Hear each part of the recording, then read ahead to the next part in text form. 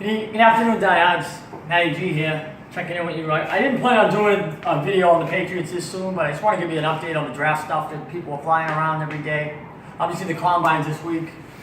The quarterback that I've been kind of talking about, you know, like I give my buddy Steve Reale credit because he's the one that actually told me about him.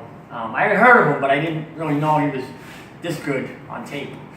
So Steve, you get the credit for that, like always. But Kyle Lauletta is right now ranked 208th on the board overall, and he's the 11th ranked best quarterback on the board. Now, I don't know who does these rankings, but they gave Malcolm Butler a 98 ranking for the free agency pickups. He's the best defensive player to be picked up. Now, real quick, Malcolm Butler is a guy that regressed all season, had a terrible game in the AFC Championship, so much so bad that Belichick technically kept him out of the Super Bowl because he thought he was a liability on defense, going against the Eagles' bigger, stronger receivers. So, my point is, how can you put that guy ahead of Preston Brown, the leading the NFL in tackles as a middle linebacker, and Aaron Colvin, a 26-year-old from Jacksonville who didn't give up a touchdown all year, playing the third role nickelback / slot corner? I don't understand these rankings. Just like I don't understand how there's 10 quarterbacks ahead of Kyle Lauletta on the board. Now, in fantasy land, maybe that's how they do things. But ESPN and Kuiper and these guys, I'm not seeing it. I'm not seeing it. You know, Bill Polian, the old general manager of the Colts, said it today. He thought Lauletta is one of the most interesting kids on the board because of his ability to have played in 4 different offenses for 4 years. That shows versatility. And he thinks that he has big playability. What he means by that is he thinks that this is a kid that you could coach up and make him into a superstar. You know, not all the guys have the physical tools. Like, you know, he looks like he's a 6'3", 218, but he looks a small 6'3", 218. So it looks like he's going to have to hit the weight room. But everything I'm reading about this kid tells me that he's willing and ready to learn.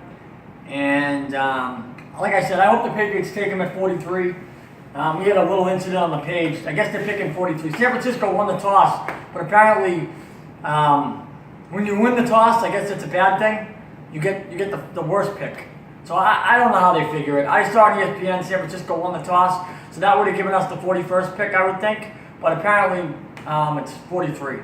So whatever, not a huge deal. Lauletta's probably still going to be there. You know, the way they're picking it right now, he could be there 43 picks after that. So I think the Patriots really need to look at him, and they got to kind of take the focus off of him a little bit. Because a lot of these teams are going to see this and telling everybody that they met with him for 3 hours at the combine already.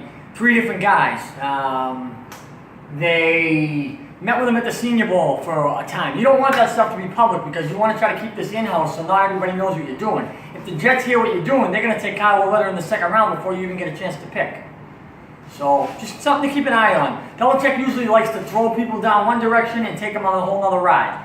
And that's why I'm saying I don't understand why they're making this Lauletta stuff public. You know, because usually they don't do that. They usually do that and they go in another direction. But just give me an update. Right now, they got Kyle Lauletta as the 208th prospect on the board, and he's working out today. He might have already gone. I'm not sure. I don't get the combine, but I don't imagine he's going to jump, you know, 4 or 5 rounds in the draft. It's just not possible.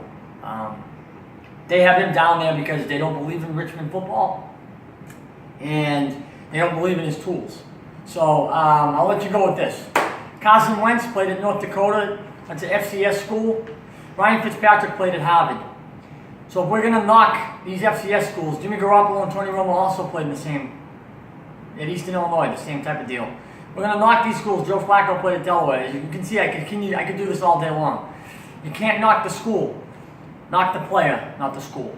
Kyle Lauletta is a pro. Wait and see. Maybe I'll be wrong. But I'll be the first to tell you I'm wrong.